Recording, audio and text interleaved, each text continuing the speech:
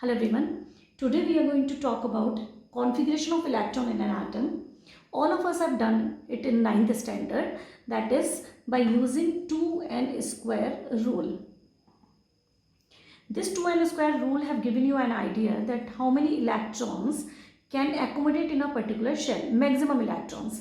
That is, if it is first shell, how many electrons can accommodate there, that we can get by using this formula. And we come to know that there is 2 electron which can maximum electron can be there in first shell are 2.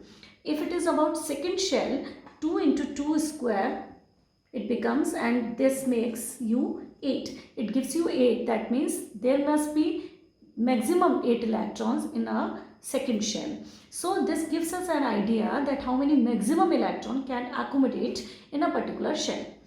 This 2n square rules can be applied up to calcium, and you might have done it up to calcium only.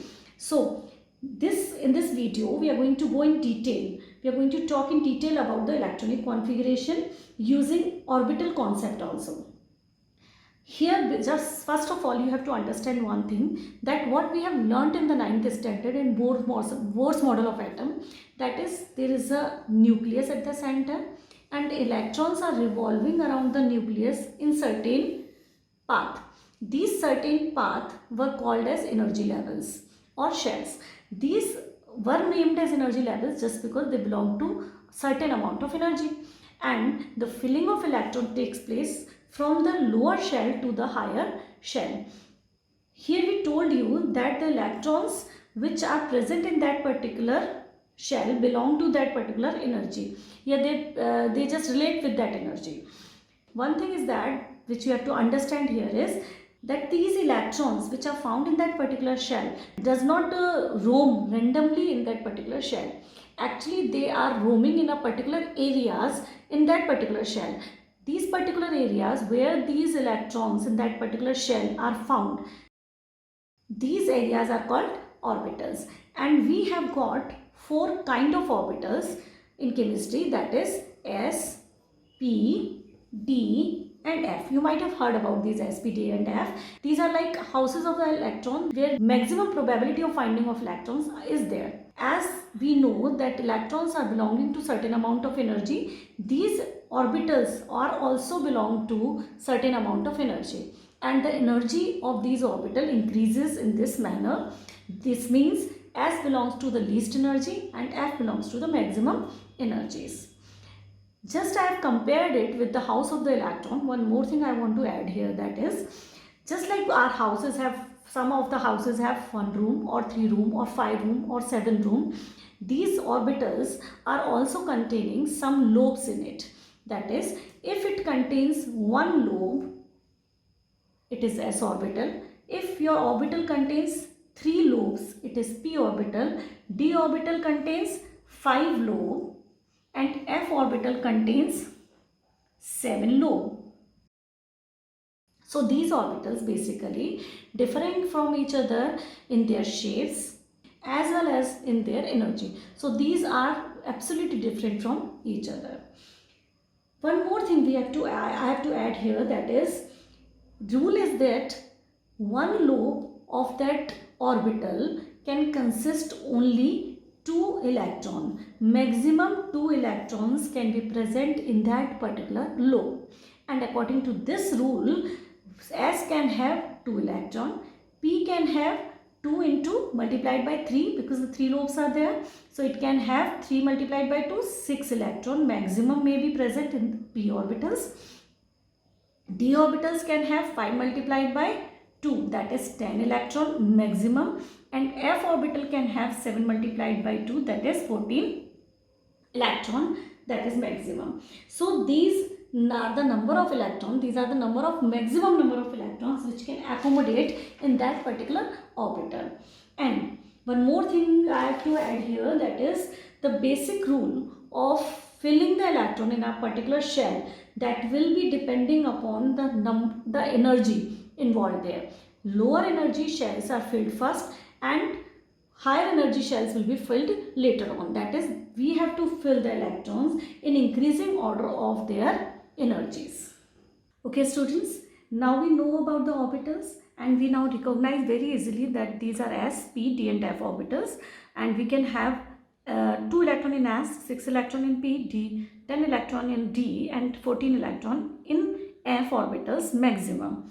So rather than filling electrons in shells, we are going to do it more accurate so that it will be applied to any kind of atom, more than 20 atomic number, or it will apply to any of the atom present in the periodic table. But what you have to do here is you have to draw a chart with me, and this chart will give you a complete idea how to fill it. You just want to do one thing, you have to just understand how to draw the chart and how to use it. So get ready with a pen and pencil and draw it with me. I suggest you to do it with me, otherwise it will not be that much easy for you to understand it, how to fill the electrons in the orbitals. So let us start with the making of chart. I am writing here 1s. Here whatever I am writing here, that is the number 1 here. This 1 means first shell and this s means s orbital. So here 1s means s orbital of first shell. Now the next is 2s and 2p I am writing down. It means this is the first shell. Here I am writing down the orbitals of the second shell, that is second shell ka s, and here it is p of second shell. Now I am starting with the third shell, and third shell means 3s, 3p and 3d. It means there is only s orbital in the first shell, there is p and s both in the second shell, and s, p, d all are there in third shell. And fourth shell is about 4s, 4p, 4d and 4f. Same way I am writing down 5s, 5p, 5d, 5f, 6s, 6p, 6d. You will not require all the shells here at the last side. 6d, 7s, 7p, 8s. Now this is done. Now I am doing one thing, that I am drawing a line which is taking 3s with 2p. 3s and 2p. Now I am going to draw parallel lines with this particular line. So let's do it.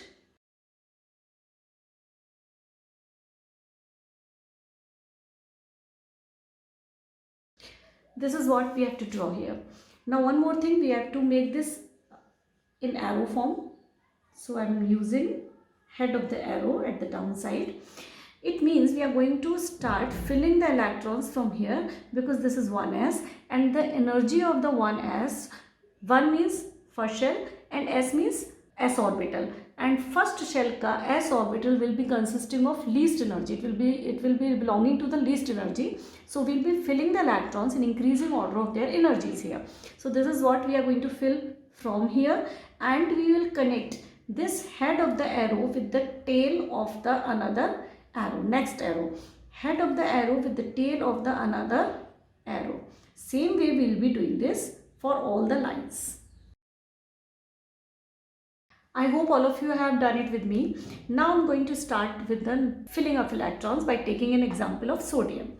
11 Na is sodium, and the configuration of the sodium according to this of Bose principle will be 1s, and I have to fill the electron in 1s first because it is the lowest level.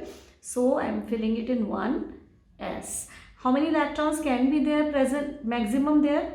That is 2. So I am filling 2 here because I have 11 electrons. So I will be filling it. I will keep filling it जब तक मेरे सारे electrons खत्म नहीं हो जाते. So this is what 1s2. Now I have to move along with this arrow. So this is taking you to 2s then. So move to 2s. And how many electrons can be there in 2s? It doesn't matter whether it is 2s or 3s or 4s. If it is s, it can consist of only 2 electrons maximum. So we have to fill maximum 2. So this is done. So we have to move further and we are reaching to 2p. We are following head to tail. This pattern we have to follow again and again. So this is 2p. It is taking me to 2p. So I am taking it to 2p, and see how many electrons maximum can be there in p. it is 6. So I am filling 6 here. Okay, so I am taking, now afterwards we have to, how many electrons are done? 6 plus 2 plus 2, that is 10 electrons are done. One, we are left with the 1 also. So we have to move ahead. So what we are getting here is 3s.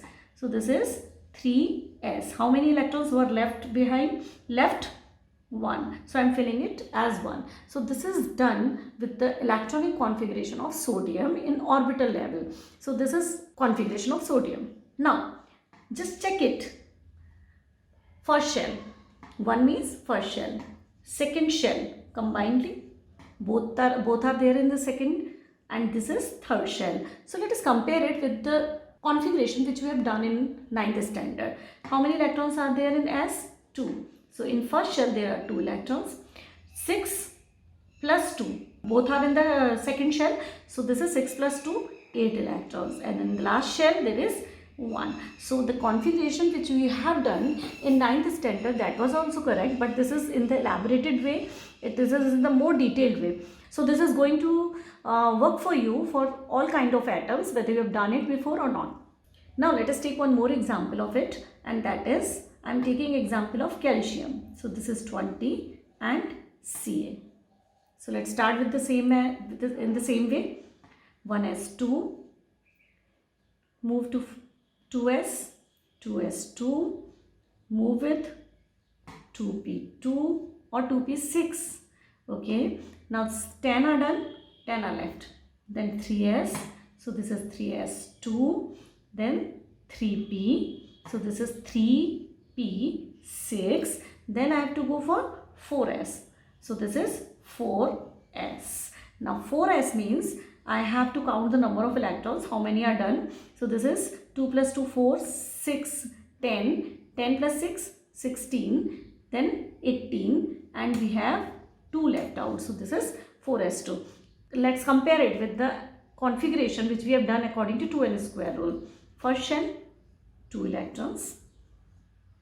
Second shell, 6 plus 2, 8 electrons. Third shell, all of you can see here, 6 plus 2, 8 electrons. And fourth shell, that is with the 2 electron. So this is done with the configuration. Now I am taking another example of it. I am starting with vanadium, and vanadium is 23. The atomic number of vanadium is 23. I can apply the same configuration, same pattern for the configuration of vanadium also. So this becomes 1s2, this becomes 2s2, 2p6, 3s2, 3p6, 4s2, and 3d. We have to move this way. 3d. How many are left? 10 plus 10 plus 3. So this becomes 3d3. So the configuration of vanadium becomes 1s2, 2s2, 2p6, 3s2, 3p6, 4s2, and 3d3. This way we can do electronic configuration of all the elements up to 118. So I am taking one more example here. So this is, I am taking copper here, and copper is 29. Atomic number of copper is 29. I am going to do the configuration of copper. I am writing it down here. 1s2, 2s2, 2p6, 3s2, 3p6, 4s2, and 3d9. This should be the electronic configuration of copper as per Oppo's principle. But what we have observed is copper, the configuration of copper is not this. What happens here is configuration becomes 4s1 and 3d10. Now this can be explained by using a concept that half-filled and full-filled orbitals. Half-filled and full-filled d and f orbitals or any other orbitals are also there. Half-filled and full-filled orbitals are highly stabilized. So to get the stability, to get that extra stability, one electron from the nearby orbital jump to them, and the configuration makes some takes place some changes in the configuration. As you have seen here, that the configuration of copper, rather than following the Orbitals rule, it becomes 4s1 and 3d10. What it becomes? 4s1 and 3d10. So this also we have to take care of. Wherever there is d which is approaching towards the completion, that is, if it is d9, it will make it 10. If it is d4, it will make it 5 by taking the electrons from the nearby orbital, that is 4s or 5s or 6s. Let us take another example to make it more clear to you. So I am taking here this time chromium, and chromium is 24, and the configuration becomes 1s2, 2s2, 2p6, 3s2, 3p6, 4s2, 3d4. Now, as I have told you, half-filled and full-filled orbitals are highly stabilized. So, to get this extra stability, one of the electrons from s will jump to 3d and making its configuration as 4s1 and 3d5. So, this will be the actual configuration of chromium. Do practice for it again and again. Do practice for it at least up to 30, atomic number 30, so that you will be learning them also. But whenever you need it for the higher elements, for the higher atomic number elements, you have to draw it, and then you have to follow this head to tail concept. That is, you have to start from the head and move to the tail to the another one. This is starting from the lower energy level and reaching to the higher energy level. So just follow this above principle and build your atom by filling the electrons. I just hope you have understood it very nicely, and you will use it in your, you will use the concept and do the practice for it. Thank you.